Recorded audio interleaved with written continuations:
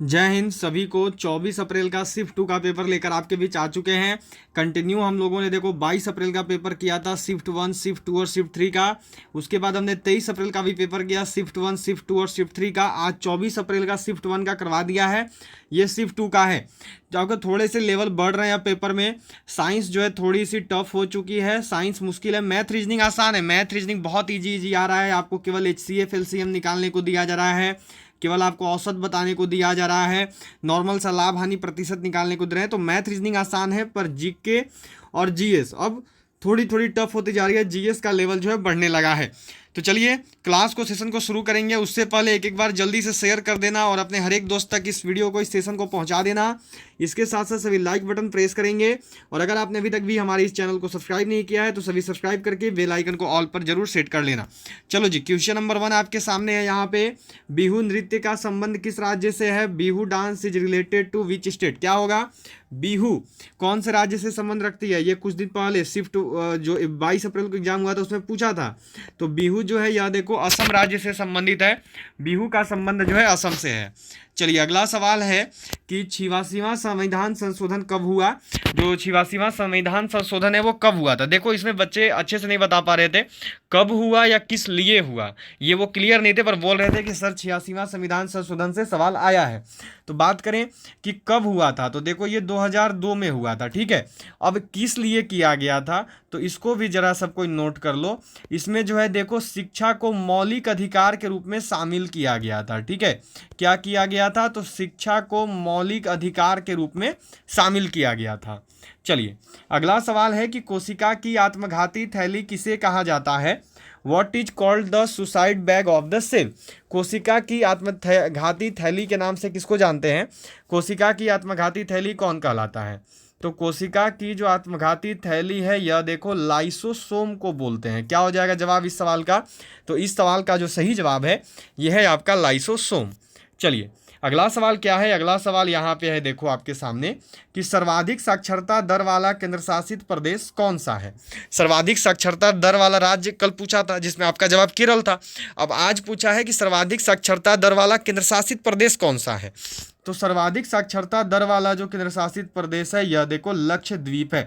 देखो 2011 की जनगणना से लगातार सवाल आ रहा है, तो 2011 का जनगणना सब कोई पढ़ के ही जाना जिसका भी आगे एग्जाम है। देखो कुछ ऐसे टॉपिक है जो कि आपके लिए बहुत ही इंपॉर्टेंट है अगला आने वाला एग्जाम में। जैसे ये देखकर पता चल रहा है कि मुख्यमंत्री और राज्यपाल, ये सेक्शन आपके लिए बहुत इंपॉर्टेंट है, ये आप लोगों ने भी देखा है, लगातार सवाल आ रहा है इससे। फिर उसके बाद आप सब जानते हो कि 2011 की जनगणना वाला टॉपिक आपके लिए बहुत इंपॉर्टेंट है, इससे भी लगातार सवाल आ रहा है। ये दो टॉपिक हो गए। इसके साथ साथ देखो प्रमुख नृत्य हो गए, इसके साथ साथ जो है प्रमुख त्योहार हो गए। ये दोनों टॉपिक भी आपके लिए बहुत ही इंपॉर्टेंट है। इसके साथ साथ क्या, तो युद्धाभ्यास, आपने देखा कि लगातार जो है युद्धाभ्यास से सवाल ये लोग कर ही रहे हैं, युद्धाभ्यास हो गया। फिर इसके बाद शुक्राणु से जुड़ा हुआ क्वेश्चन थोड़ा बहुत देख लेना, क्योंकि इससे भी तीनों दिन शिफ्ट में पेपर आए हैं, तीनों दिन शुक्राणुओं से जुड़ा हुआ, तो ये भी आपके लिए बहुत इंपॉर्टेंट है। ऐसे ही देखो जब आप प्रीवियस ईयर भी बना रहे हो 22, 23 और आज 24 का, तो पता चल रहा है कि किस टॉपिक से सवाल आ रहा है, तो वो टॉपिक सब लोग को खास करके पढ़ के ही जाना है, ठीक है। चलिए अगला सवाल क्या दिया गया है कि विश्व का सबसे बड़ा लंबा और लिखित संविधान किस देश का है? अच्छा उसके बाद देखो दो और टॉपिक है। पहला तो अलग अलग जो वर्तमान बोर्ड हैं उनके अध्यक्षों का नाम, जैसे में अलग अलग जो भी सरकारी संस्थाएं हैं उनके, और इसके साथ साथ जो मंत्री हैं अलग अलग पद पे उन मंत्रियों के नाम, ये सब भी सब लोग को पढ़ लेना है। चलिए विश्व का सबसे लंबा, बड़ा और लिखित संविधान किस देश का है? तो ये तो आप सब जानते हो, ये हमारा खुद का भारत देश का ही है। चलिए अगला सवाल क्या पूछा गया आपसे आज शिफ्ट 2 में? ये पूछा गया लखपति दीदी योजना का संबंध किससे है? व्हाट इज रिलेशन ऑफ लखपति दीदी योजना? देखो लखपति दीदी योजना का संबंध किससे है? 4 ऑप्शन दिए गए थे, क्या चीज़ से संबंध रखता है ये? तो लखपति दीदी योजना यह जो है देखो संबंध रखता है महिलाओं के स्वरोजगार से, ठीक है। किससे संबंध रखता है? तो महिलाओं के स्वरोजगार, मतलब महिलाओं के बिजनेस से, ठीक है। इसमें जो है 1 से 5 लाख रुपए तक दिए जाते हैं। तो ऑप्शन में था महिलाओं के स्वरोजगार, ये जो है सही जवाब होगा। चलो अगला सवाल है कि सीबीआई के नए महानिदेशक कौन है? Who is the new director general of CBI? चलिए जवाब देंगे और बताएंगे सीबीआई के महानिदेशक का नाम क्या है। तो सीबीआई के महानिदेशक का जो नाम है ये है देखो प्रवीण सूद, ठीक है। इसीलिए देखो मैं बोल रहा हूँ कि जो भी अध्यक्ष हैं अलग अलग सरकारी संस्थाओं के, उनके नाम सब कोई पढ़ के ही जाएंगे, क्योंकि उससे सवाल आ रहा है। अगला सवाल देखो, फिर से मुख्यमंत्री वाला, मैंने बोला था कि मुख्यमंत्री वाला सब कोई पढ़ लेंगे। आ गया है, हरियाणा के नए मुख्यमंत्री का नाम क्या है, ये आपसे पूछा है। तो हरियाणा के नए मुख्यमंत्री का नाम देखो क्या है, तो ये सब कोई जानते हैं, ये है देखो नायब सिंह सैनी। ठीक है, क्या हो जाएगा सही जवाब, तो ये हो जाएंगे नायब सिंह सैनी। चलिए अगला सवाल पूछा है कि मछली किससे सांस लेती है, व्हाट डू फिश ब्रीथ, किससे लेती है, तो ये देखो गलफड़ से सांस लेती है, ये जो है गलफड़ के द्वारा सांस को ग्रहण करती है। चलिए अगला सवाल जो है ये पूछा गया आपसे कि इत्र की नगरी किसे कहा जाता है, which city is called the city of perfumes, इत्र का नगरी के नाम से किसको जानता है, इसका यहाँ पे सबको जवाब देना और बताना है, इत्र का नगरी किसको कहा जाता है। तो देखिए इत्र का नगरी जो है ना, ये कहते हैं किसको, तो ये कहते हैं कन्नौज को। क्या हो जाएगा सही जवाब, तो कन्नौज, इत्र के नगरी के नाम से जो है कन्नौज जानी जाती है। चलिए अगला सवाल है कि एमी अवार्ड 2023 किस भारतीय को मिला, which Indian got Emmy award 2023, जो एमी अवार्ड 2023 है यह किस भारतीय को दिया गया। देखिए अगर अभी तक भी आपने लाइक नहीं किया तो जल्दी से लाइक कर दो, सभी लोगों का काम है शेयर करना, शेयर करके अपने सभी दोस्तों तक पहुंचाना जिनकी भी एग्जाम होनी है, या आप जिस भी ग्रुप से जुड़े हुए हैं आर्मी के, उस ग्रुप में पहुंचाना। इसके साथ साथ जो भी चैनल पर पहली बार आए हैं वो सभी सब्सक्राइब करके बेल आइकन को ऑल पर जरूर सेट कर लेना।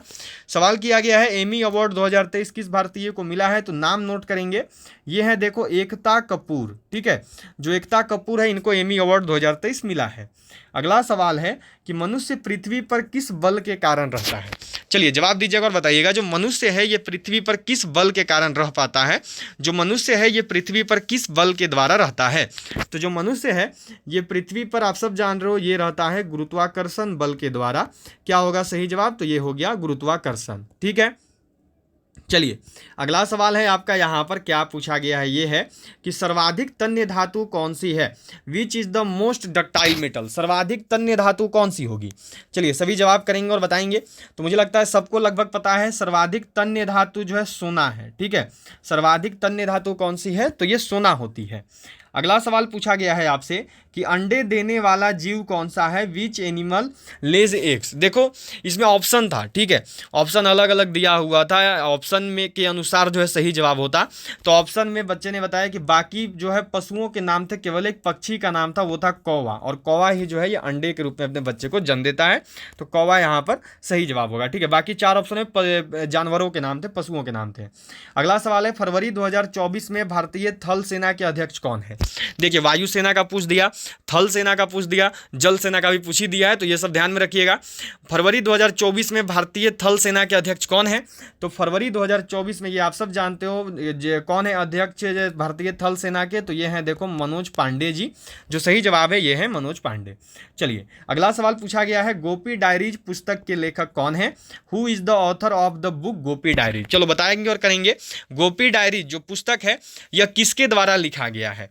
देखिए पुस्तक एवं लेखक, इससे सवाल आ रहा है, ये एक टॉपिक भी मैं आपको बता दे रहा हूं, इसको सबको नोट कर लो। पुस्तक एवं लेखक, इसको भी पढ़ के जाना, इससे भी आज लगातार सवाल पूछा गया है अलग अलग शिफ्ट में। गोपी डायरीज पुस्तक के लेखक कौन है, तो गोपी डायरीज पुस्तक जो है, ठीक है, इसके लेखक है, नोट करेंगे सभी, सुधा मूर्ति जी। क्या हो जाएगा सही जवाब, तो सुधा मूर्ति। चलिए अगला सवाल पूछा गया है पादप की कोशिका किसकी बनी होती है, what is a plant made up of. जो पादप की कोशिका है यह किसकी बनती है, जो पादप की कोशिका है यह किसकी बनी हुई होती है, तो पादप की कोशिका नोट करोगे सभी, यह जो है कोशिका भित्ति की बनी हुई होती है। क्या हो गया सही जवाब, तो कोशिका भित्ति। चलिए अगला सवाल आपके सामने है कि भारत का राष्ट्रपिता किसे कहा जाता है। भारत का राष्ट्रपिता किसको बोलते हैं, भारत का राष्ट्रपिता कौन कहा, ये तो सबको ही जानते हो, इनका जवाब किसी को मुझे बताने की जरूरत भी नहीं है। जो सही जवाब है ये हो जाएंगे हमारे महात्मा गांधी। ठीक है, चलिए अगला सवाल है, ये पूछा गया है आपसे कि 2024 में किसे जो है भारत रत्न दिया गया, हुज, ठीक है, whose Bharat Ratna was given in 2024। 2024 में जो है किसको भारत रत्न मिला है, इस सवाल का सही जवाब क्या होगा। तो मुझे लगता है कि लगभग लोग इसका जवाब जान रहे होंगे। देखो तीन लोगों को दिया गया है टोटल, एक बहुत लोगों को मिला, कर्पूरी ठाकुर हो गए, फिर इसके बाद हो गए लाल कृष्ण आडवाणी जी। अब आपके ऑप्शन में क्या है वो डिपेंड करता है कि क्या दिया है, लाल कृष्ण आडवाणी, और एक और है उनका नाम है देखो चौधरी चरण सिंह। ठीक है, चौधरी चरण सिंह। तो इन तीनों में से जो भी ऑप्शन में होगा वो आपका सही जवाब है। ठीक है, चलिए अगला सवाल करेंगे। अगला सवाल है, कोलार झील किस राज्य में स्थित है? In which state is Kolar lake located? जो कोलार झील है ये कौन सा राज्य में स्थित है? तो कोलार झील जो है यह देखो स्थित है आंध्र प्रदेश में। क्या हो गया सही जवाब?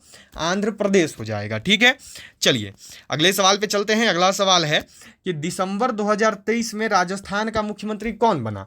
चलो करना और बताना। देखो मैंने आज सुबह में ही छत्तीसगढ़ का पूछा था, तो मैंने बोला था कि देखना हो सकता है अगले शिफ्ट में राजस्थान वाला पूछ देगा। वो वीडियो जाके देख लेना, उसमें मैंने कराया है शिफ्ट 1 वाला सवाल। उसमें मैंने ये बोला है कि हो सकता है शिफ्ट 2 या शिफ्ट 3 में राजस्थान वाला आ जाएगा, और देखो राजस्थान वाला पूछ दिया गया। चलिए दिसंबर 2023 में राजस्थान का मुख्यमंत्री कौन बना? तो ये सबको ही जानते होंगे लगभग, ये हैं देखो भजन लाल शर्मा जी। क्या हो गया सही जवाब? तो भजन लाल शर्मा जी। ठीक है, क्लियर है। चलिए अगले सवाल पे चलते हैं। अगला सवाल पूछा गया है कि राजस्थान का पुष्कर मंदिर किस देवता को समर्पित है? इसका जवाब यहाँ पे सबको देना और बताना है कि राजस्थान का जो पुष्कर मंदिर है ये किस देवता को समर्पित है।